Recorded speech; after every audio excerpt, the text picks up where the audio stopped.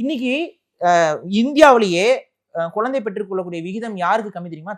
தமிழ்நாடு தான். அந்த இப்ப சமீபத்துல ஏன் அந்த அளவுக்கு மோசமா போயிருக்கு? ஏன் இந்த அளவுக்கு நம்ம கிட்ட அவேர்னஸ் ஓவரா கொண்டு வந்து பம்பார்ட் பண்ணிட்டீங்க. அவேர்னஸ் பம்பார்ட் மட்டும் இல்ல, அதுல சில முறைகேடுகளும் இருக்கு. அதையும் நம்ம பேச வேண்டியது இருக்கு. இங்க தமிழக அரசு மருத்துவமனைகள்ல ஒரு முறைமை என்பது கடைபிடிக்கப்படுவதாக பலரும் சொல்கிறார்கள். எனக்கு சம்பந்தப்பட்டவங்க நிறைய பேர் என்கிட்ட வந்து புலம்பி இருக்கிறாங்க. 2வது குழந்தை பெற்றுக்கிட்டீங்கன்னா உங்ககிட்ட கேட்காமலே காப்பரேட்டிவ் போடுறாங்க. சில பேருக்கு வந்துட்டு சிசேரியன், ஃபர்ஸ்ட் குழந்தைக்கு சிசேரியன் பண்ணிட்டு காப்பரேட்டிவ் போட்டுறாங்க. கேட்காம இல்ல, அதாவது அதை பற்றி தெரியாதுல, நீங்க கையெழுத்து வாங்க டக்கு டக்குன்னு வாங்கிட்டு போயிருவீங்க. அவங்களுக்கு அதை பற்றியான முன்னறிவிப்பு இல்லாம நீங்க கையெழுத்து போட்டீங்க, அதனாலதான் பண்ணோம். இந்த மாதிரி குடும்ப இல்ல, காப்பரேட்டிவ்ங்கிறது அந்த டெம்பரரியா தடுக்கிறது.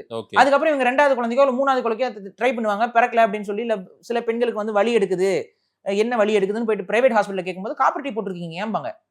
காப்பரேட்டிவ் போட்டதே அவங்களுக்கு அவேர்னஸ்ல இருக்காது. சிசேரியன் பண்றவங்களுக்கு காப்பரேட்டிவ் போட்டு விட்டுறீங்க. இது நடந்துகிட்டு இருக்குங்க தமிழக அரசுகள். இது அரசு மருத்துவமனைகள்ல இது ஒரு முறைமையா நீங்க கடைபிடிக்கிறீங்க. இன்னொன்னு வேற பண்றீங்க.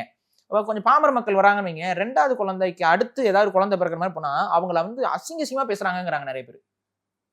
ஏன் அவங்களால அடக்கி இருக்க முடியாதா? ஏன் அவங்களுக்கு இன்னும் இது இருக்கா? இப்படிலாம் பேசுறாங்க, கம்ப்ளைண்ட் இருக்குது. குழந்தைய பெத்து கொடுக்க வேண்டியதான் அவன் வேலை. அவனுக்கு ஆண்மை இருக்குது, அவன் ஆண்மை அடக்கி கொள்ள முடியாதான்னா நீ பேசக்கூடாது. பேசிக்கிட்டு இருக்கிறாங்க. இன்னைக்கு நிறைய பேர் கம்ப்ளைண்ட் ஆயிட்டு இருக்கு. இதெல்லாம் பார்த்துக்கிட்டு தான் இருக்கிறோம். அதுக்கப்புறம் இந்த அரிசி கொடுக்குறேன், இதை கொடுக்குறேன், அதை கொடுக்குறேன், எந்தெந்த கருமத்தையோ கொண்டு வந்து எங்கிட்ட திணிக்கிறீங்க.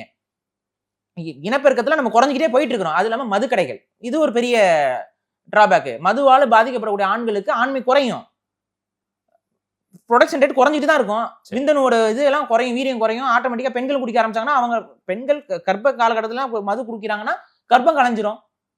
உங்களுக்கு தெரியும்ல, ஆல்கஹால் வந்து கர்ப்ப காலகட்டத்துல பெண்கள் குடிச்சாங்கன்னா கர்ப்பம் கலைஞ்சிரும்.